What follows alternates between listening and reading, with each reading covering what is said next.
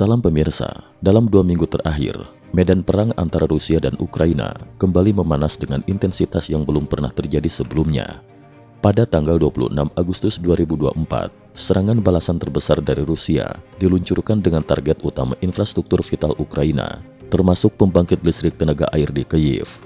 Militer Rusia meluncurkan 127 rudal dan ratusan drone kamikaze yang menargetkan fasilitas energi, dengan tujuan menghancurkan kemampuan Ukraina untuk melanjutkan operasinya.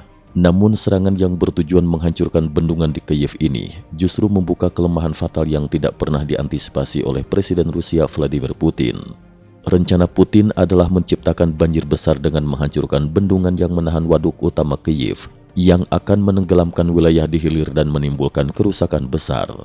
Namun beberapa rudal yang diluncurkan gagal mencapai target dan malah jatuh ke dalam waduk, menimbulkan pertanyaan serius mengenai efektivitas persenjataan Rusia. Insiden ini menimbulkan spekulasi bahwa stok persenjataan canggih Rusia mulai menipis atau mengalami degradasi teknis yang signifikan. Tidak tinggal diam, Ukraina merespon dengan meluncurkan serangan udara terhadap fasilitas penting di dalam wilayah Rusia.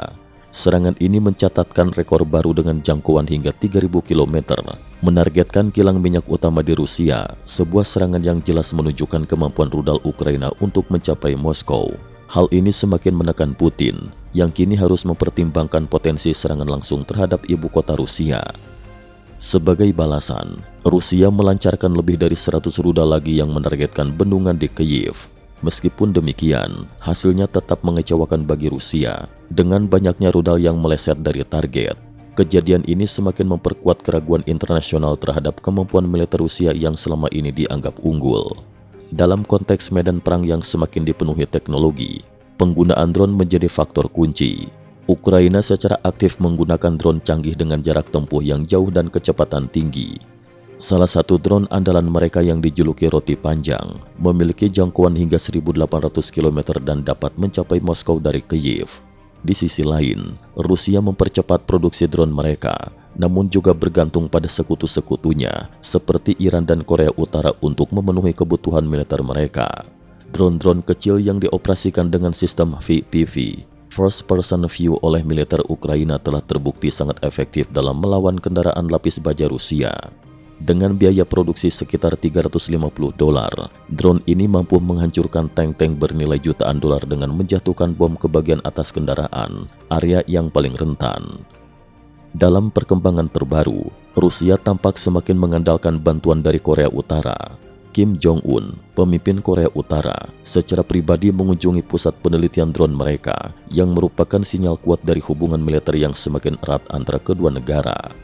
Korea Utara bahkan telah memamerkan peluncur drone dan drone kamikaze mereka yang mirip dengan model Lancet yang digunakan oleh Rusia.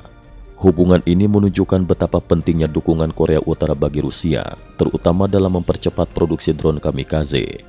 Meskipun Iran telah meningkatkan produksinya 10 kali lipat, Rusia membutuhkan bantuan tambahan dari Korea Utara yang kini menjadi pabrik utama untuk drone kamikaze Rusia. Dalam situasi yang semakin dinamis ini, masa depan perang Rusia-Ukraina tampaknya sangat bergantung pada penggunaan drone. Ukraina, dengan dukungan informasi militer dari Amerika Serikat, terus meningkatkan kemampuan operasional drone-nya. Di sisi lain, Rusia terus mempercepat produksi drone mereka dengan bantuan sekutu-sekutu mereka. Pertarungan ini akan sangat ditentukan oleh siapa yang dapat menguasai teknologi drone dengan lebih cepat, lebih jauh, dan lebih presisi. Ketika tekanan semakin meningkat pada Putin, tampaknya solusi politik atau diplomatik masih jauh dari jangkauan.